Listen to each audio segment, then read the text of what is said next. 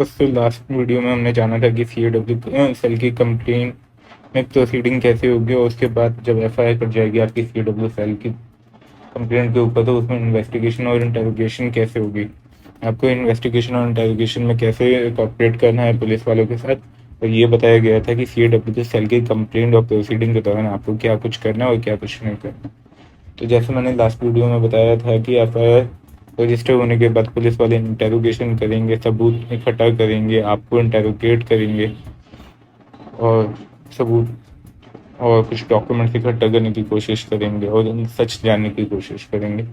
फिर उसके बाद वो केस को आगे बढ़ाएंगे और उसके बाद वो चार्जशीट फाइल करेंगे। नॉर्मली चार्जशीट फाइल होने का मतलब कुछ नहीं है, इसका मतलब बस ये है कि जो FIR रजिस्टर हुई थी उसमें जो एलिगेशन लगे थे उस एलिगेशंस को साबित करने के लिए उन एलिगेशन से रिलेटेड कुछ एविडेंस, कुछ विटनेस, कुछ प्रूफ पुलिस वालों के हाथ लगे हैं, जिसके बेसिस पे उन्होंने एक पूरा पुलिंदा तैयार करा और कोर्ट के सामने रख दिया है कि उनका कहना है कि ये जुर्म के तहत इनके अगेंस्ट FIR कटी थी और इस जुर्म से रिलेटेड ये सबूत इनके खिलाफ है और उनकी नज़रों में ये सबूत सफिशेंट है आपको और आपके परिवार वालों को एक केस की सुनवाई के लिए बाधित करने के लिए।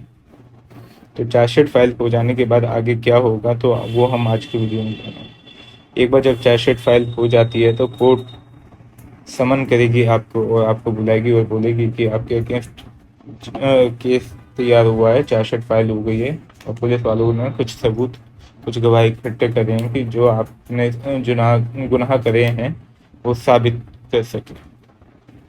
तो कोर्ट नॉर्मली फिर आपको समन करने के बाद चार्जशीट की कॉपी प्रोवाइड करेगी। Will supply you the copy of chargesheet.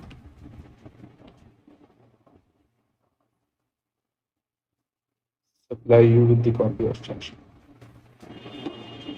You with the copy of charge sheet. Copy of charge sheet.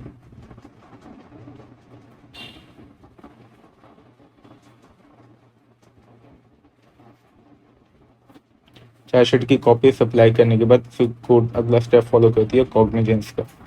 Cognizance बोले तो कुछ नहीं, एक सिंपल सा प्रोसेस है जिसमें कोर्ट हम पूरी चार्जशीट को पढ़ेगी और सेटिस्फाई होगी कि क्या इनफ मटेरियल है चार्जशीट में आपके अगेंस्ट केस चलाने के लिए। बस कॉग्निजेंस लेने के बाद नेक्स्ट स्टेज होती है चार्ज की। चार्ज का मतलब बोले तो कि कोर्ट जो मटेरियल चार्जशीट में है उनके बेसिस पे ये डिटरमाइन करेगी कि किस किस धारा के तहत आप पे मुकदमा चलाना चाहिए, किस किस धारा के तहत आप पे मुकदमा चलेगा। कई बार ये होता है कि चार्जशीट में काफ़ी मटेरियल होता है पर जो धारा FIR में लगाई गई है और जिस धारा के तहत पुलिस वालों ने इन्वेस्टिगेशन और इंटेरोगेशन करी है वो धारा साबित करने के लिए सफिशिएंट मटेरियल नहीं होता चार्जशीट में। तो उस सिनेरियो में चार्ज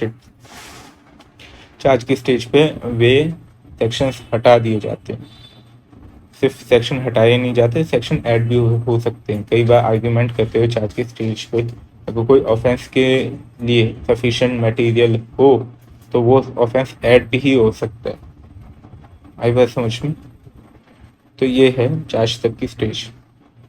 चार्ज की स्टेज को और डिफाइन करने और एक्सप्लेन करने से पहले मैं एक बात आपको ये बताना चाहूँगा कि चार्जशीट फाइल होने के बाद नॉर्मली आपके लॉयर साहब आपको एडवाइस करेंगे कि गो फॉर क्वेश्चन। क्वेश्चन का मतलब कुछ नहीं है, आप हाई कोर्ट में दरखास्त डालोगे कि चार्जशीट के बेसिस पे इस मटेरियल को इस FIR को कैंसिल कर दिया जाए क्योंकि चार्जशीट में ऐसा कुछ नहीं है जो आपका गुनाह साबित कर सके।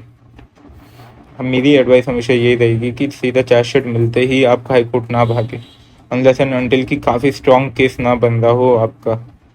क्योंकि जनरली ये मैंने अपने करियर में ऑब्जर्व करा है कि at this early stage high court satisfy नहीं होती है कि वो केस को क्वैश कर दे। क्यों? क्योंकि काफ़ी सारी चीज़ें होती हैं जो ट्रायल के दौरान साबित होंगी और ट्रायल के दौरान प्रूव होंगी। आपको लगता है कि ये डॉक्यूमेंट है या ये चीज़ है तो सिंपली आप इसके बेसिस पे एक्विट हो जाओगे। नहीं, कई सारे फैक्टर्स होते हैं जो आपके लॉयर साहब आपको समझाएंगे। अगर आपने कोई लॉयर हायर करे हैं तो या फिर हम आपको समझाने की कोशिश करेंगे कि उन पॉइंट्स को ट्रायल के दौरान कंसीडर करा जाता है, ना कि चार्जशीट फाइल होते ही या फिर चार्ज की स्टेज पे। ठीक है, तो क्वेश्चन के लिए जाने से पहले आप ये सेटिस्फाई कर लें कि आपके पास सफिशिएंट मटेरियल है चार्जशीट में कि आपकी एफआईआर क्रैश हो सके, आपके खिलाफ क्रिमिनल कंप्लेंट हाई कोर्ट से कैंसिल हो सकेगी। अब वापस आ जाते हैं चार्ज की स्टेज पे। यहाँ पे पॉसिबिलिटी देखी जाती है कि क्या आपके अगेंस्ट मुकदमा बंद है उन धाराओं के तहत जो धाराएं चार्जशीट में लिखी गई हैं, एफआईआर में लिखी गई हैं या नहीं। अगर आपकी चार्जशीट में सफिशिएंट मटेरियल होगा, सफिशिएंट मटेरियल मैं बार बार यूज़ कर रहा हूँ, मेरा कहने का मतलब बस इतना सही है कि विटनेसेस हैं, वो धारा प्रूव करने के लिए डॉक्यूमेंट्स हैं, एविडेंसेस हैं कि वो धारा प्रूव हो सके, तो मुकदमे को आगे बढ़ाएंगे और उसके तहत आपको कार्रवाई के लिए बाधित करेंगे। अदरवाइज आपको सिंपली फ्री भी कर सकती है कोर्ट। वो बोलेगी कि नहीं, चार्जशीट में हमें कुछ ऐसा मिला ही नहीं कि ये सेक्शन अट्रैक्ट हो सके। ठीक है, अगर इस स्टेज पर अगर आप डिस्चार्ज हो जाते हैं यानी चार्ज नहीं बनता है तो आपके खिलाफ केस खत्म। वहीं अगर चार्ज बन जाता है और आपको लगता है कि चार्ज सही मायनों में आप पे नहीं बनना चाहिए था, तो आप उस ऑर्डर के अगेंस्ट रिवीजन में जा सकते हैं। रिवीजन बोले तो आप ऊपर वाली कोर्ट में जाके कोर्ट को बोल सकते हैं कि इस ऑर्डर को दोबारा देखा जाए और देखा जाए कि क्या मेरे खिलाफ चार्ज बनता है या नहीं बनता है, क्योंकि मेरा मानना है कि जो चार्जशीट में मटेरियल है उसके बेसिस पर चार्ज नहीं बनता। ठीक है, चार्ज बनने के बाद अगली स्टेज होती है प्रोसिक्यूशन एविडेंस की। अब प्रोसिक्यूशन का केस है, बोले तो स्टेट का केस है। ठीक है, तो आपकी बीवी एज अ विटनेस आएगी इस केस में। अब उसकी स्टेटमेंट होगी। प्रोसिक्यूशन बोले तो स्टेट अपने डॉक्यूमेंट्स प्रोड्यूस करेगी, एविडेंसेस प्रोड्यूस करेगी, विटनेसेस को लाएगी, जैसे कि आपकी बीवी, उनके माता पिता, उनके भाई बहन, उनके रिश्तेदार, कोई भी हो सकता है वो विटनेस। डिपेंड करता है केस क्या है, एलिगेशन क्या है, फैक्ट्स एंड सर्कमस्टांसेस क्या है आपके केस के, उसके बेसिस पे विटनेस तैयार होंगे। अब विटनेस भी दो तरीके के होते हैं, वो formal witness and informal witness. Formal witness बोले तो आपके आईयू साहब भी इसमें विटनेस बनेंगे। ठीक है, जिन्होंने एफआईआर लिखी वो भी, सीडब्ल्यू सेल की कंप्लेंट वाले भी। अगर कोई फॉरेंसिक चीज़ हुई है तो फॉरेंसिक इन्वेस्टिगेशन जिन्होंने करी है वो। इस तरीके के विटनेसेस होंगे जिन्हें हम फॉर्मल विटनेस कहते हैं अपनी लीगल भाषा में। इनफॉर्मल विटनेस बोले तो नॉन फॉर्मल, इनफॉर्मल वर्ड सही नहीं होगा, non formal, non formal witnesses बोले तो आपकी बीवी, बाकी लोग बाकी लोग, आम जनता जो विटनेस के तौर पे आए हैं वो आएंगे नॉन फॉर्मल विटनेसेस की लिस्ट में।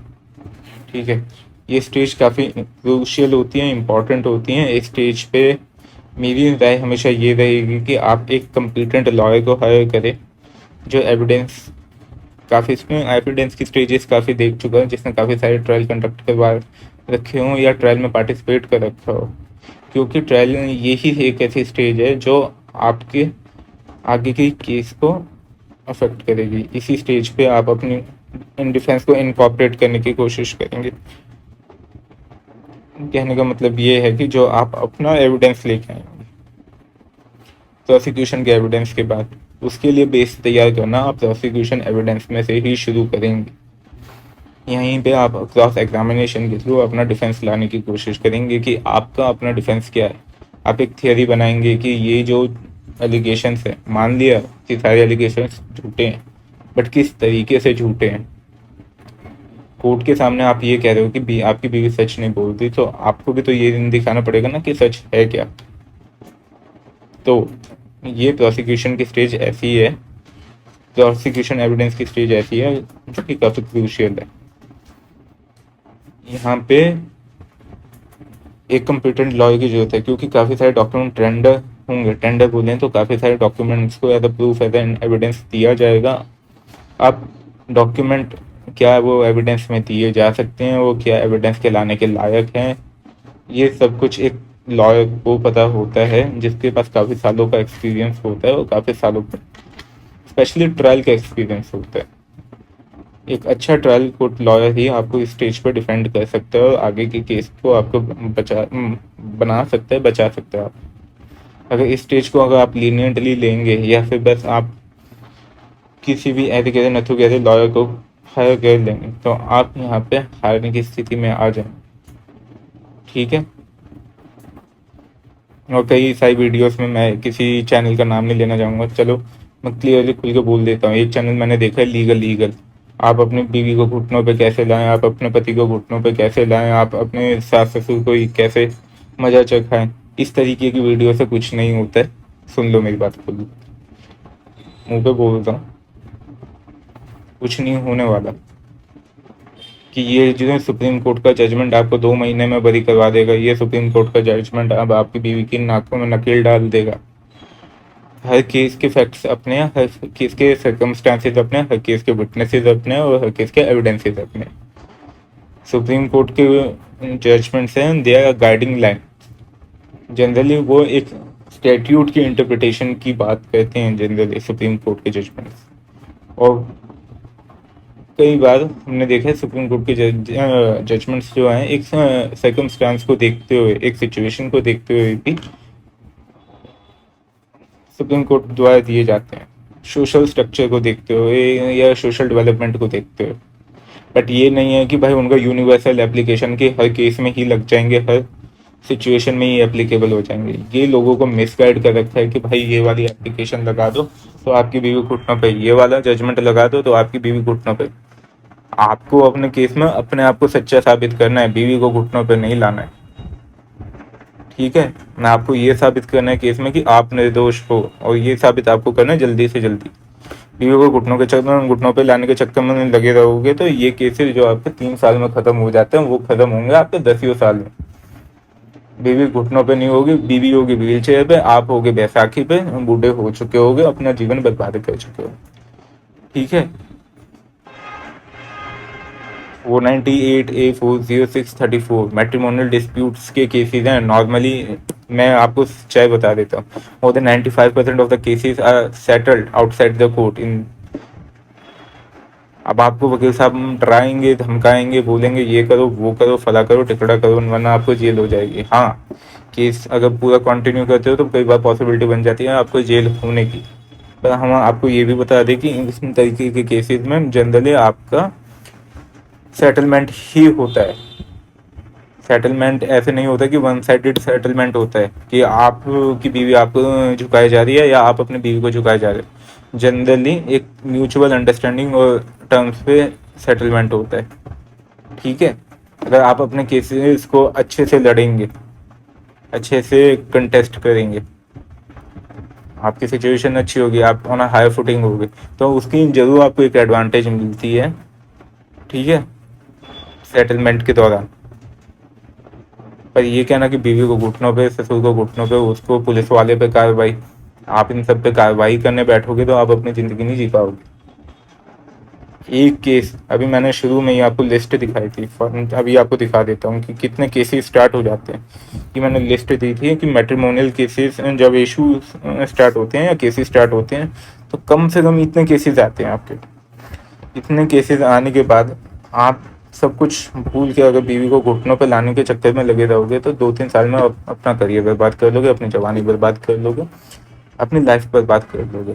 तो it will be better competent, you should higher competent lawyer जो आपको प्रॉपरली एडवाइस करे, प्रॉपरली गाइड करे और बोले कि आप अपने करियर पे भी फोकस करिए और साथ ही साथ केस की प्रोसीडिंग को थोड़ा सीरियसली लेते हुए आगे बढ़िए। केसेस ऐसे नहीं है कि आपको हर बार शॉर्ट कन्विक्शन होती है।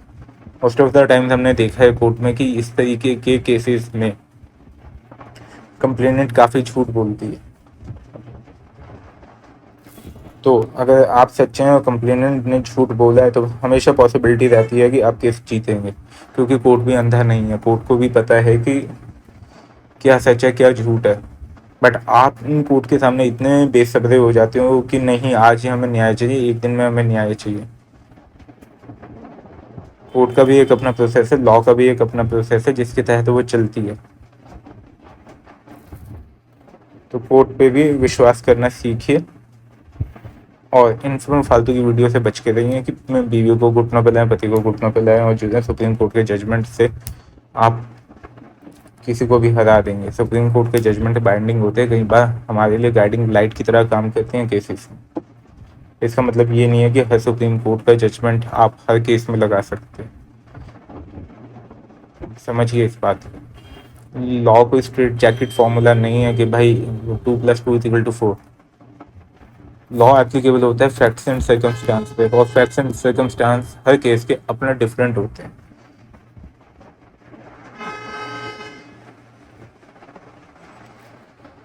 समझिए इन बातों को। तो वापिस आते हैं, प्रोसिक्यूशन एविडेंस को आपने काफ़ी क्लियरली लेना है, काफ़ी सीरियसली लेना है। आपको अपना एक डिफेंस तैयार करके रखना है, ठीक है। और डिफेंस में आपकी क्या थियरी है, क्या आप एक प्रोपोजिशन लेके चल रहे हो, उसको आपने क्रॉस एग्जामिनेशन के थ्रू इनकॉर्पोरेट करने की कोशिश करनी है। आपको झूठा प्रूव करना है कोर्ट के सामने। अगर आप ये कह रहे हो कि ये झूठा, तो कोर्ट आपसे पूछना भी चाहेगी तो सच क्या है।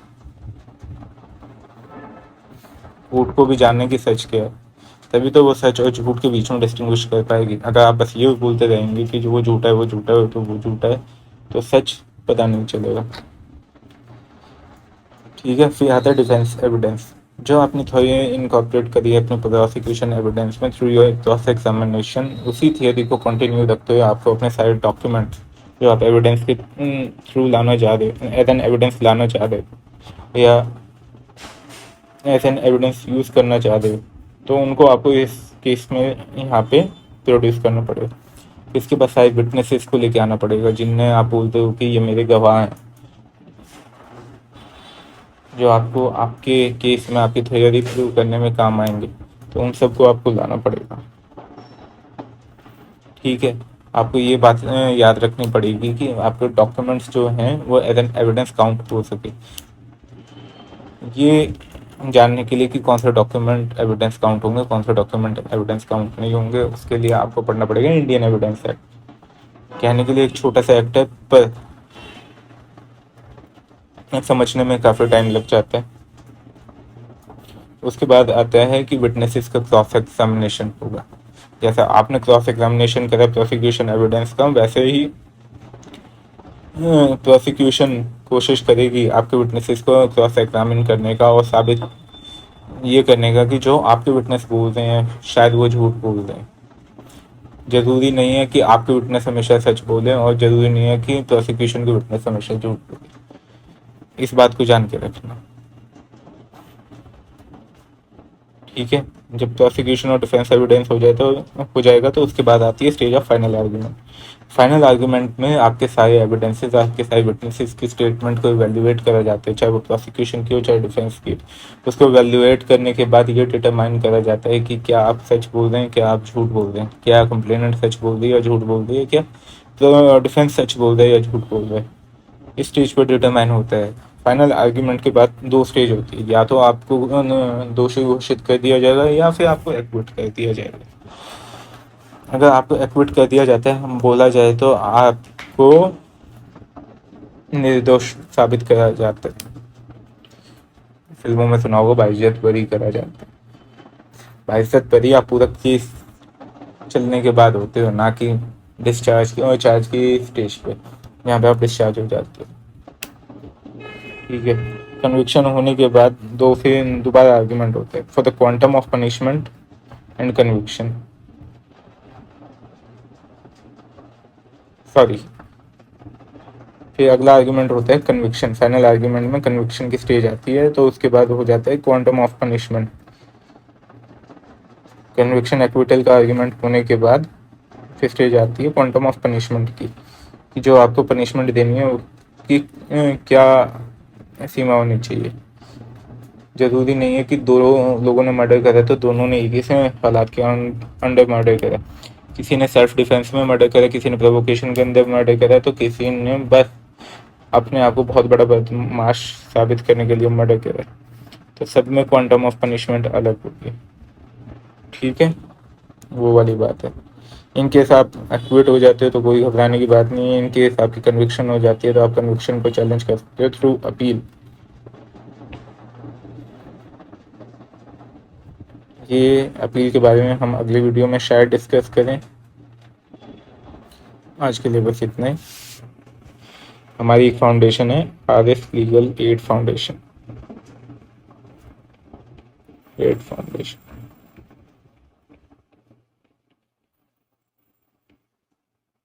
ये फाउंडेशन दिल्ली में काम करती है, specially north and north west districts में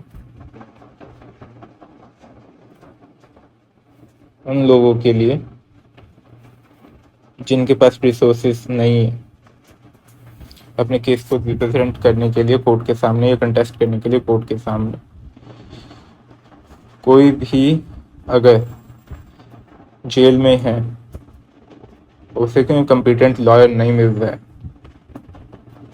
because of his financial status, और वो बेल के लिए अप्लाई नहीं कर पा रहा है, so we offer help to those people. Foundation help those people. आप हमें रीच करने के लिए हमारे व्हाट्सएप नंबर पे मैसेज डाल सकते हैं, जो कि है 7678529675, या फिर हमें ईमेल कर सकते हैं rs.legalfoundation@gmail.com। ये सारी इन्फॉर्मेशन आपको डिस्क्रिप्शन में भी मिल जाएगी और कमेंट बॉक्स में भी मिल जाएगी।